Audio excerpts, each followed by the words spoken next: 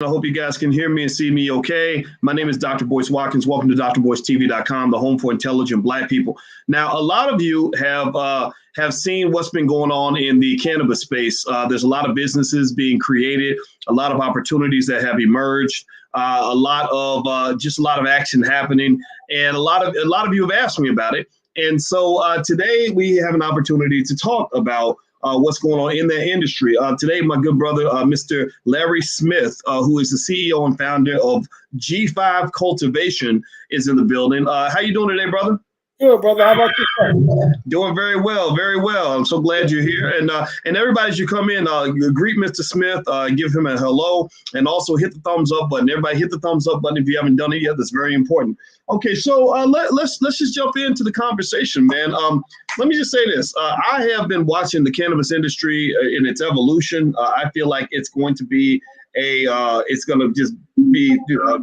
I don't know, few $100 billion market. I don't know how many hundreds of billions or trillions of dollars will be made, but it seems like a massive industry, and that as it's being legalized slowly but surely around the world, people just, there are people that are either chasing the money and not getting it, or people that are just making money hand over fist.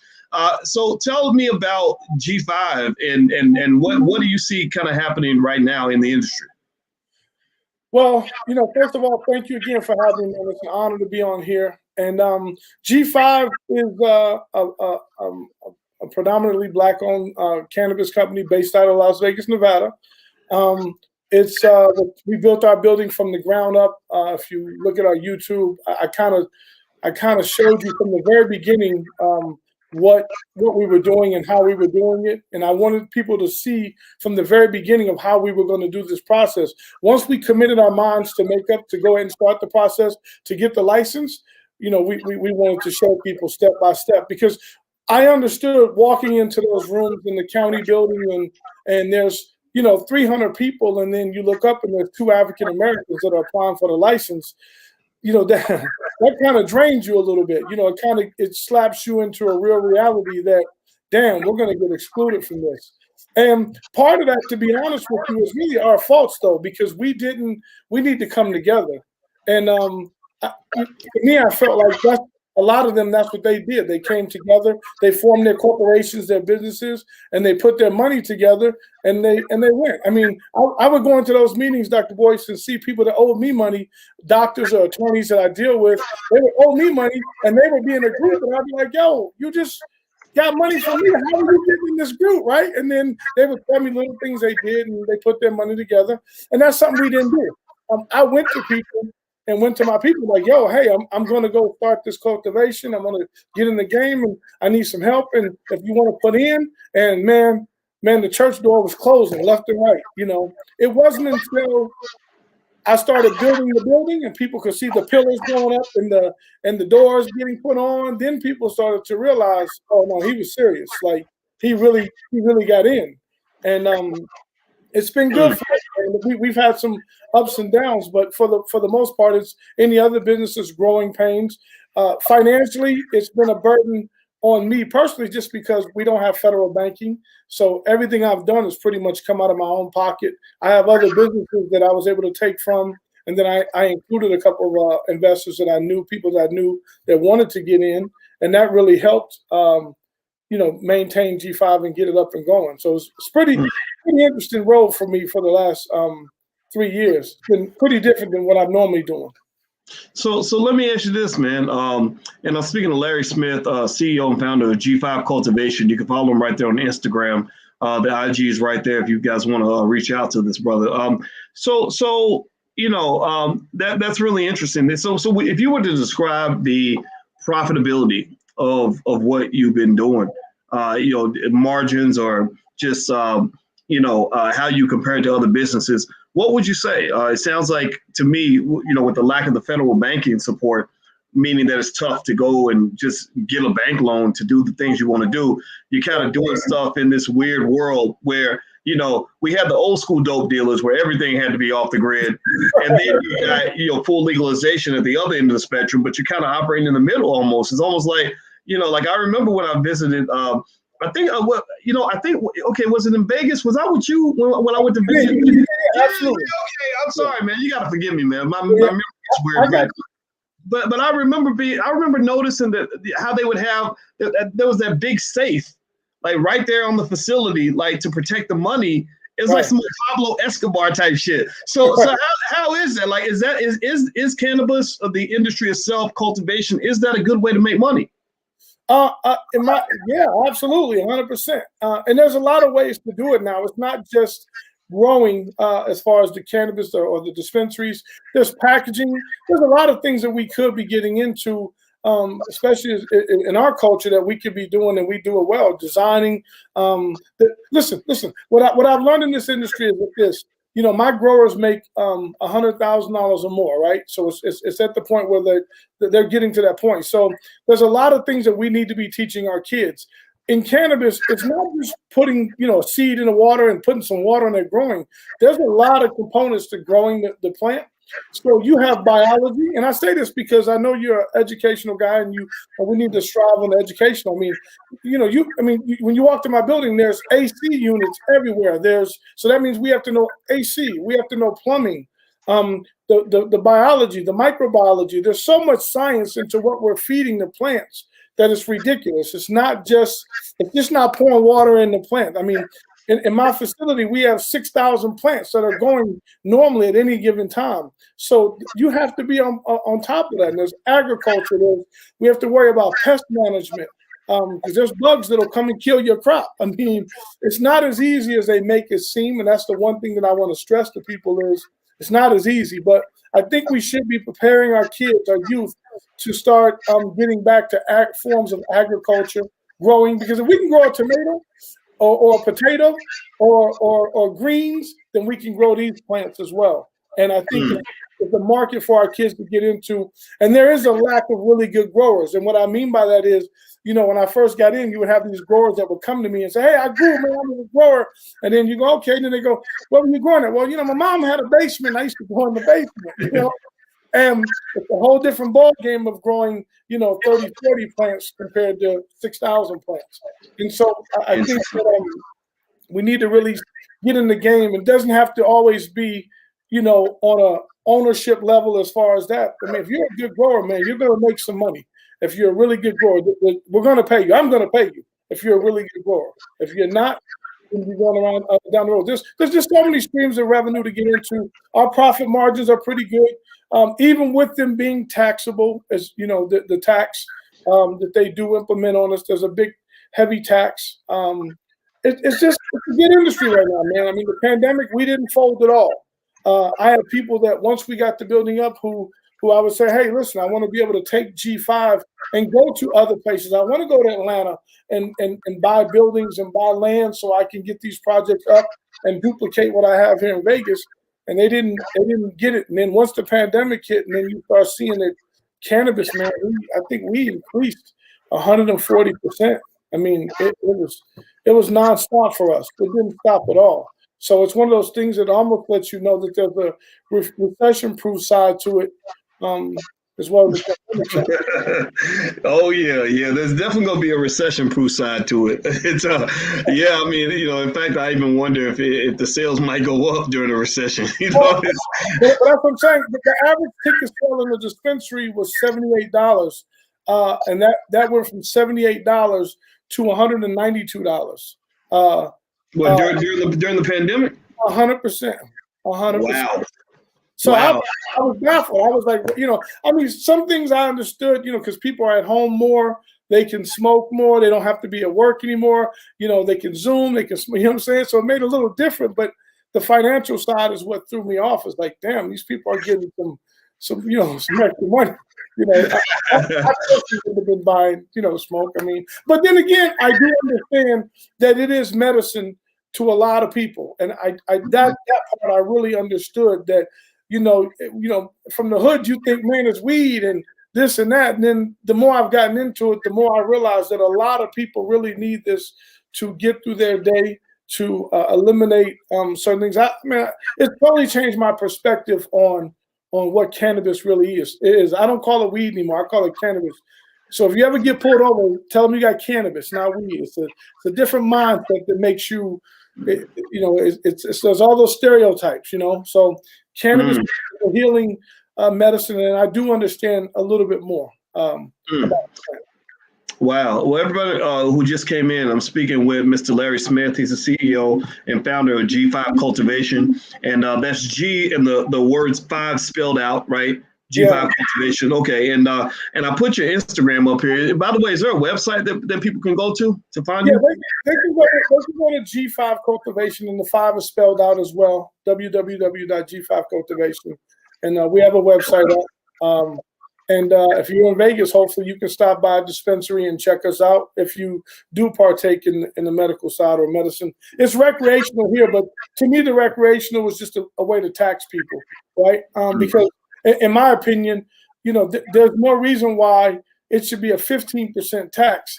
And you have oxycodone, Oxycontin, Loratab, all these things are killing people, literally killing people on a daily basis, and they're taxed at 2%. And I just felt like that was a matter for the states to get the money. And they're definitely doing it. Yeah, man. Well, I'll tell you that when you look at what Oxy did to society, it's crazy. It's terrible. So I don't even put weed in the same category unless you're talking about much healthier alternatives to some of that stuff that they're pushing on us. I mean, there's nothing good there's very little good I can think about when it comes to Oxy and all that, except when you really need it, But with cannabis, I personally became educated. I had to be re-educated, like I grew up in the whole say no to drugs kind of era, and because I said no to drugs, alcohol, all of that, I had put weed in the same category with things that can really destroy you. And I still don't smoke. It's funny. I still don't smoke, but my view of it has shifted to the point that I have I don't know if you call it cannabis or hemp cream or whatever, but we use all kinds of cannabis related products. Absolutely. Like I found it was great to put on my legs after I finished running, and those things like that, right? And so it almost seems like it's easing into the mainstream psyche, and I'm almost guessing that it seems to me like we're not far from legalization in the United States. I mean, how far away do you think we are from just federal legalization where this just all goes out in the open? Well, for some reason, I don't know what's going on behind the scenes, but there's clearly something going on because the Biden administration seemed like they were gung-ho to get everything going, and all of a sudden they've kind of hit the brakes recently. I just saw the thing where you posted Chuck Schumer, they're talking about getting it passed. And listen, they definitely need to pass it because we definitely need banking. We don't keep cash on us like that. I mean, but it is kind of frustrating for us to have to. It's ironic that when I go make an IRS payment, it's in cash, or if I'm paying the state, it's in cash, right? So it's kind of ironic that they can take the money and then go put it into an account, whereas I can't. Right? They shut down all of my accounts, all of my businesses. Luckily, I had some friends that were able to help me get back banking.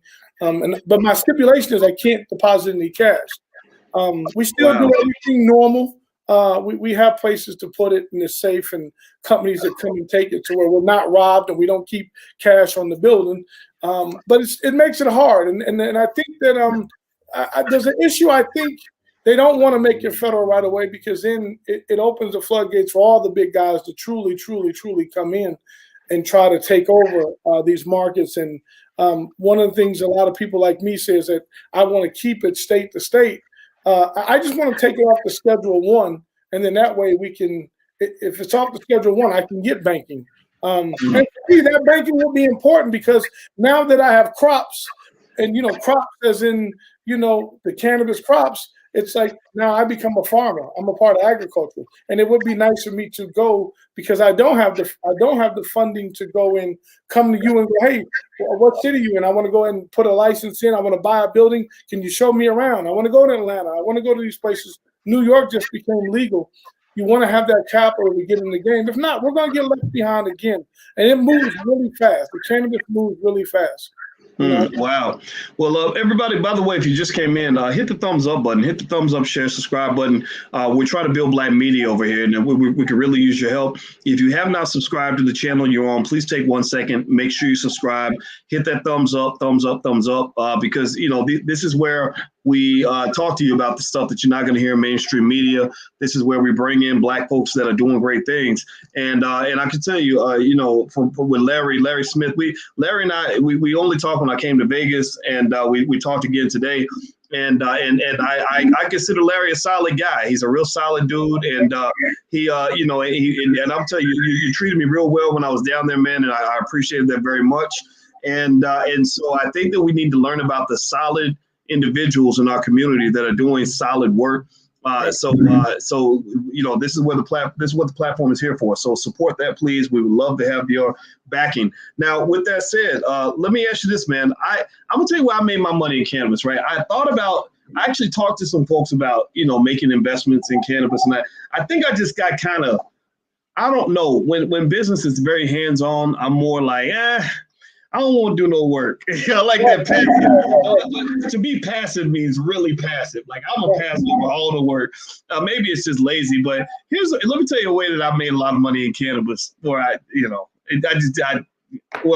tell you what it is, and you can just kind of give me your thoughts on it. So you know what I did, right? I started buying stock in different companies that would benefit from the Biden presidency. In our Black Stock Market program, I was telling people about some of the cannabis stocks I was looking into, like Tilray. Tilray's in Canada. I'm sure you know about Tilray, and that stock made us a ton of money. Like I was selling the options every week just in case the stock plummeted. And even with that, all of that, I was able to really do well just by investing in that very passive way in the index funds and that whatever, because I felt that I knew, and we all knew, I think. I don't think you have to be a rocket scientist to understand this, but I said, if Biden gets elected, these stocks are going to go up. If they even think he'll get elected, the stocks will go up. And here's another prediction. I'm going to make this publicly so everybody can hear it, so we can play this video when it happens. I don't think that they even expect Biden to last for his whole term, let alone 2 terms. Well, if Biden is not around in a couple of years, and I don't wish it on nobody. I'm not wishing this. I'm saying the man he's not 25 years old. He's almost 80. Well, guess who becomes president at that point? Kamala Harris, right? So they backdoor Kamala in there. Well, I remember noticing, and maybe you can speak on this from what you know, but if I recall, Biden was in favor of the decriminalization of weed, whereas Kamala seems to be in favor of legalization. That she actually, that's why she went on the Breakfast Club and strategically mentioned smoking weed, listening to Biggie and Pop back in the 80s. Y'all remember that? And I noticed.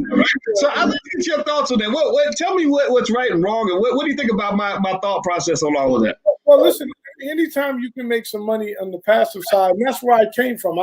I was more on that side. I was in my other businesses. I was buying homes in my community, and I was like I was telling you, I have a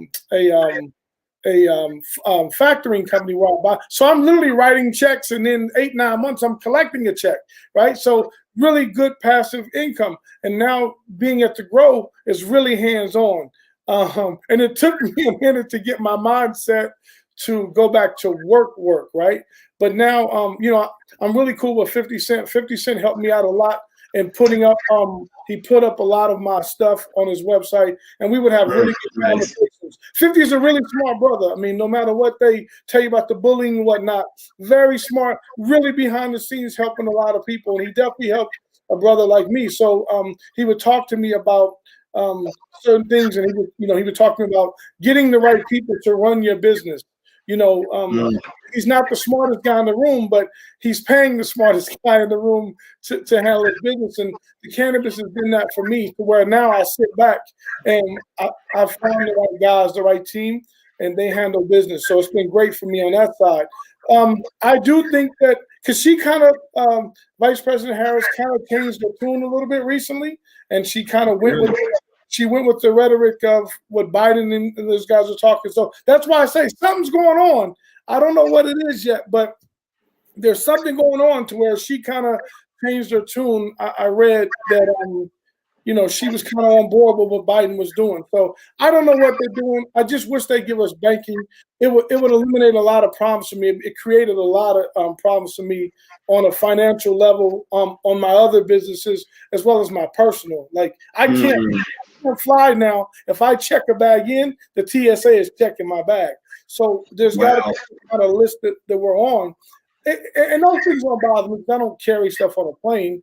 But it's more or less it's created a problem, and I wish the feds go ahead and take it off of the Schedule 1, decriminalize it, and I think you're going to start seeing a lot of more different kind of drugs. Mushrooms are going to start to become decriminalized. They're making a big push to decriminalize a lot of this stuff, and I think it should be decriminalized. I think people that have records should be expunged. It's a plant, for God's sake, at the end of the day. And it's a horrible law that they've obviously done to incarcerate, especially people of color, black and brown. We all know these. You've heard the stats. You've seen the stats of what they do. And it's time for them to stop. And, let us give us an opportunity to, stop making these licenses so hard to get when it comes to people of color, because they're still eliminating us. In Vegas, you had to have a minimum of $250,000 liquid for each license in order to get in the game. Well, I had that, but when you look at the brothers next to me, some of them might have been liquid. They couldn't show it all, right? Right. but black people have the money, and then like I said earlier, a lot of it's our fault too, because there was a lot of people that I went to that looked like me, and one, I think they were afraid. We don't trust each other a lot of times in our community. We're giving, it's a lot of money that you're giving me to put up. And then what I did learn too is that a lot of times when it comes to investing in our people, sometimes they don't realize they want everything fast, instant. So that's why I like the Instagrams, the fast food, everything is sped up for them. So when I would go to someone and go, hey, you're giving me 100,000 and it's going to be, you're going to get, 3 percentage points. And it might be a year and a half before we see any income. They look at me and go crazy and go, hey, this is weed, man. I could flip that in 2 days. And it's like, yeah, but I got a $25,000 power bill. It's not like I'm going to the hills in California and I'm picking it up, putting it in my trunk, putting in some baggies and selling it. I mean, I got overhead. It's a legitimate business now. I pay taxes, power bill, water bill, sewer bill. All of those things apply to me in a business. Unemployment tax. All of those things apply. So it's a different game, and we needed that capital. Luckily for us, we made it through. I had some bumps in the road. I got sued. Ended up going through a 5-day trial, winning the trial, and now the person was trying to get $1 billion from me, didn't do any work. Ended up the judge just granted us, they owe us $250,000. So it's one of those. Nice. Good for you. Yeah, thank you. Yeah. That legal stuff is not fun. It's and it's terrible because it can happen even when you did nothing wrong, and it's a pain, man. Well, I'm curious on a personal note. I noticed you got Darth Vader behind you. Is that your office that you're in right now? Well, yeah, this is my lean office. I'm a huge Star Wars fan. I believe in I know it sounds crazy, but I believe in the Force. I believe in doing right. I believe in the Jedi way, as you would say, right? So we take a lot of those principles from those movies, and we try to implement those in business. And I know some people look at me and go, "You really believe that stuff?" And I'm like, "Well, I believe in the principles of it." I don't know if you're a Star Wars fan or not, but hell yeah, I that's why I noticed Darth Vader was behind you. I got all of them. I got the Storm. Man, look at that! I didn't see the Stormtrooper. Yeah, my office is full of It's full of Star. You come in my office, man. You're gonna see Yoda. You're gonna see everything going on. We're protected over here. The energy is good over here. Man, I love it. I love it. I've been watching The Mandalorian on Disney Plus, and that whole baby Yoda thing is just tripping me out. Seeing Yoda as a little infant. I think that's great, man, and I'm all for that. I think whenever people make fun of me, because my thing is I started playing video games for fun because I used to play them a lot. Back in the day, I said, well, let me play again, and then give me a chance to talk to my kids. And then I created a little Twitch channel, and what we do is we get on there. I'll play video games and talk about stocks. And I noticed a lot of young brothers were coming in there, and they're like, "Oh, Dr. Boyce, you play video games?" I'm like, "Yeah." I mean, maturity's, what we call maturity, I believe is kind of overrated. It's like, no, just be yourself, live your life. What fun is it to go out and succeed and make money and everything if you can't really have fun? Like, whatever the kid is inside of you, bring that kid out. It's okay. That's my Twitch channel, by the way. If anybody wants, I'll be on there today, actually. But yeah, man. So let me ask you this. So as we head out, what's on the horizon for G5? Like, I really feel like, despite the fact that you're going through so many challenges with this, I mean, you're handling it quite well, it sounds. I mean, you got a lot of support from 50 Cent and many others that I'm sure you can name if you want to name. I know Kanye's aware of your work. A lot of people have seen the great work that you're doing. And you're doing it. You know what I mean? Like, it sounds like you're surviving it. You're making it work. And I really feel like when the legalization occurs, when the gates are finally open, banking systems caught up with the times, G5 will be one of the companies that will be on that cutting edge. Almost like crypto. How you had now it's easy to buy crypto, but but to me the strongest players in crypto, the crypto millionaires and billionaires, are the people that were into crypto before it was easy to get into, when they were buying Bitcoins for $1 and whatnot. It almost feels like that's where G5 is going to be. Am I accurate in that? What are your thoughts on that? 100%.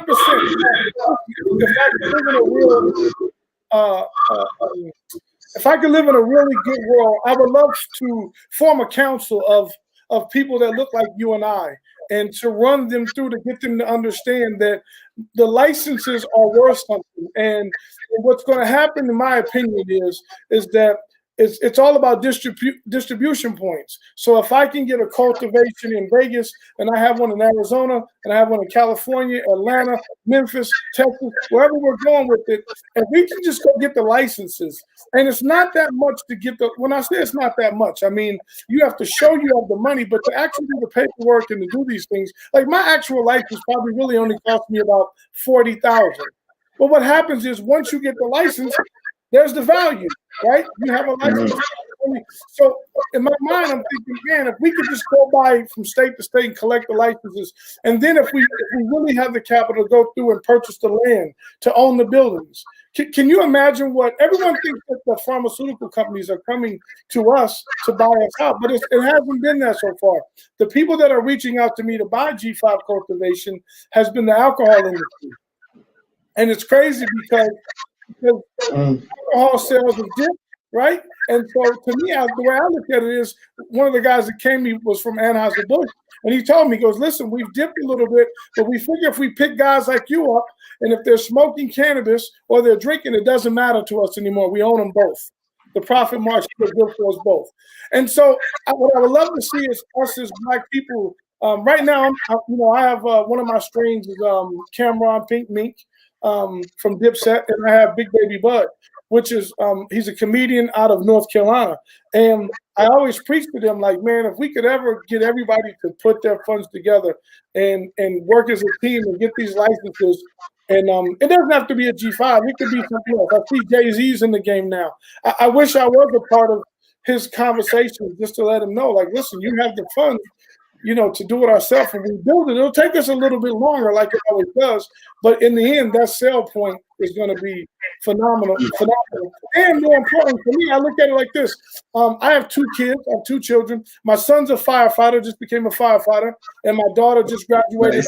She graduated high school. She has a degree, 2-year degree fresh out of high school. So this is a legacy thing for me. This is what you and the other guy was talking about, leaving your kids something in generational wealth and handing it down and going. I think there's an opportunity for us to really expand. And I'm getting there. I'm slowly but surely getting licenses in other places. It's taking me a lot longer because we don't have the banking.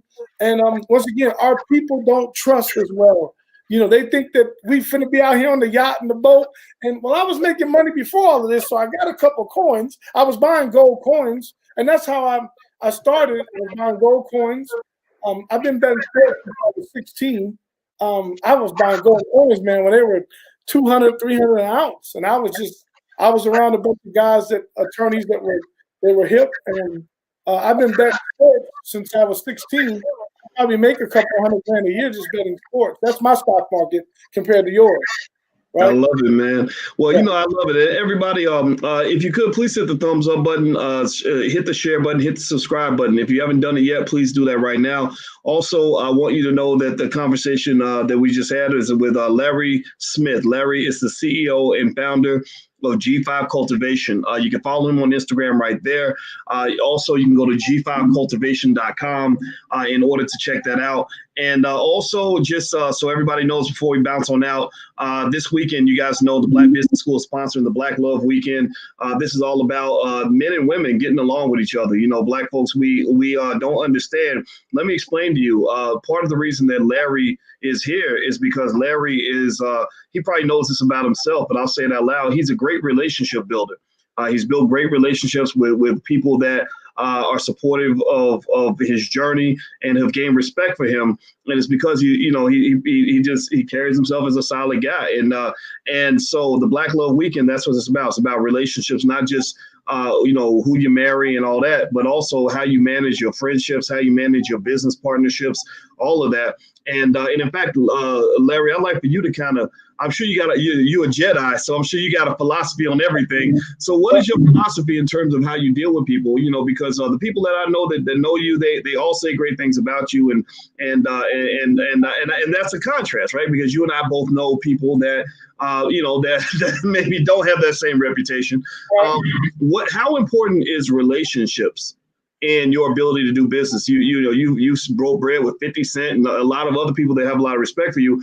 Talk about relationships, so in terms of making money, so that our audience can kind of walk away with something that's going to benefit them. What are your thoughts on that? The relationship is everything. It's everything. And you have to understand, there are certain things that I've learned from me.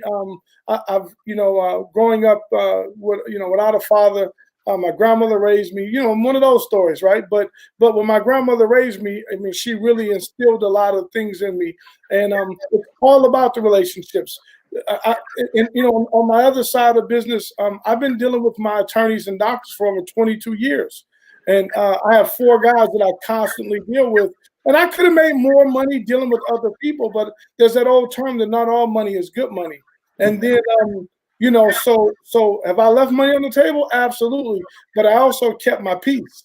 And I think that as a people that sometimes, as a Jedi, as we say in the Jedi world, you have to really feel, the young kids will say it's a vibe, right? So as older guys, we have to learn to listen to that vibe and understand who you're vibing with and just be yourself. That's one of the things that he told me was be myself. I don't go in the boardroom and change up. I mean, I know how to talk. I can talk when I'm in a room a little differently, but I'm saying I'm going to be the same person. I'm going to tell you what it is. I'm not going to compromise. I'm not going to do things. I'm 48 years old. I've lived my life enough to understand what I'm willing to do. I'm not going to go to take any penitentiary chances, especially at this age. Maybe when I was a little younger, I probably would have took some of those risks, but the relationship is everything, man. And I've always tried to be a stand-up guy and to be honorable in everything that I do. Not everything that I do is going to work out for me. If me and you have a relationship, sometimes it might benefit you a lot more than me. If me and you are busting out a pot, you might get 80%. I might only get 10 or 20%. But at the end of the day, there might be a flip where you send me a deal that I might get 80% and you may get 20%. At the end of the day, and I've had so many deals happen to me that way that it's always been good. My nephew came to me the other day, and he's kind of struggling. He's 26 years old. He's going through that point where he's trying to make the transition. He goes, "It seems like everything goes good for you." And I'm like, "Boy, if you only really knew." But I told him, I said, the reason why that is because I try to do the right things. And if you do the right things, they'll eventually come your way. And I know it's hard for people to understand that, but good things come to those. Good things come to those who wait. And if you're honorable with it and you're not slimy with it, I just don't believe in being slimy with you. I feel like it doesn't benefit me. I always tell my kids, we don't worship money. We make it, but we're not going to worship it. There's a difference. There's enough money out there to be made, right? There's tons of money. Cam has a quote where he says, "If you can't get money in the earth this big, you're worthless, kid." right? And I mean that in a more sincere way. And the fact that there's tons of money out there. Just go figure out the right way to do it. And don't be in such a hurry to get it. When I was younger, when I was hustling as a 16-year-old kid on the block, I don't have any of that stuff. Everything that I've worked hard for, and I have everything. I got low riders, I got 6'4". I got everything you can think of that a big kid would want, convertible cars. Like, we have all that stuff. And we keep them because we've built good relationships. And I mean, if you do people right, I do believe that those opportunities will come. I would have no problem calling you saying, hey, Dr. Boyce, I got a deal over here. I'm cash poor. Maybe you can get on. I'm going to miss this one, but I think this will be a good opportunity. I have no problem sharing those deals with people that I trust and that I feel are good, honorable people.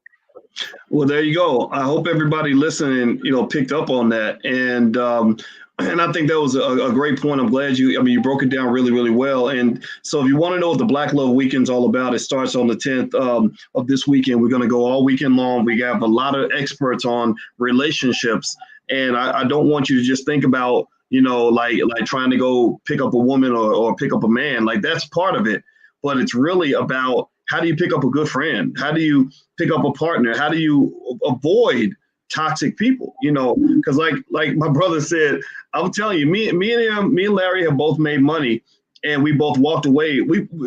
I think we both probably walked away from more money than a lot of people make in a whole lifetime. Because you just get in there and you're like, man, this ain't worth it. Yeah. like, you're gonna get somebody locked up. You're gonna get somebody beat up. You're gonna get some, so being able to identify that, and then also making sure you carry yourself in a way where good people will want to re-engage with you. That brings abundance, man. And I cannot emphasize that to everybody in here. If you really want, think about it like anything else. Like, if you're a salesperson, if you're adding value to the person you're selling to, they're gonna want to buy from you. You don't even have to make a sale. Right? Or if you're fulfilling their need, they're going to want to support you. They're not going to do it out of the goodness of their heart. They're going to do it because it benefits them as well. So find good people, get in a space with good people. And what you'll find is that you'll just start seeing little money opportunities popping up everywhere. So Black Love Weekend is what we're going to talk about. We got licensed experts coming through. So everybody, please check that out. Now, let me give this brother's information before we head out. And I'm going to let you get the last word, Larry, before we go. You can follow Larry Smith, CEO and founder of G5 Cultivation, at G5 Cultivation, or you can go to g5cultivation.com. I encourage everybody in here that loves Black business, support the brother, follow him on Instagram, go to the website, check out what they got going on. And Larry, did you have anything you wanted to share before we bounce out? I just want to thank you, man. And I want people to understand that that at G5, we do understand that we have an obligation to our people. You're not going to catch me selling pounds out the back door. You're not going to, we really want to do things the right way. We represent the urban Black youth of America. So we want to make sure, and the brown of America, because so I just want to make sure that people understand that we do things the right way. We want to represent the culture. We want you guys to understand that we're doing it the right way. We've been incarcerated for this plant, and we want to make a change. We want to be able to build and employ people that look like us, who otherwise wouldn't get the opportunities to do it. So that's what you're getting when you get for G5. And we're always going to give back to our community and knowledge, wisdom as much as we can. And we just hope that people understand that it's real over here. What you see on our IG is real. It's nothing fake. We don't fake anything. If I just keep it real with you, they say real recognize real. So I just want to keep it real with you guys and let you guys know that we really do appreciate all the love and support, and we feed off that support. My guys feed off that support. Thank you again for having me, man. It's really an honor for me to be I was told in my lawsuit that I wasn't a real businessman. And so to be here, I feel like I made it. I'm going to be honest. I feel like, shit, I'm on Dr. Boyce. You know what I'm saying? Man, you can't tell me shit today, to be honest with you. Well, Larry Smith, you are not just a businessman. You are a businessman. Yeah. So this brother's doing well. Everybody, please follow Larry at G5 Cultivation. Once again, before we head out, the blackloveweekend.com. We get started this weekend. Dr. Alicia will be there along with a lot of other experts. So you can check that out if you're into relationships. And also, if you want to support the platform, we do have a Patreon at intelligentblackpeople.com. This is Black Media. I hope you guys see the value in what we're trying to do here. We're trying to build and trying to go, trying to reach. So your support is incredibly valuable. So God bless everybody. Hit the thumbs up button, share button, subscribe button on your way out. We are gone. See you soon. Peace.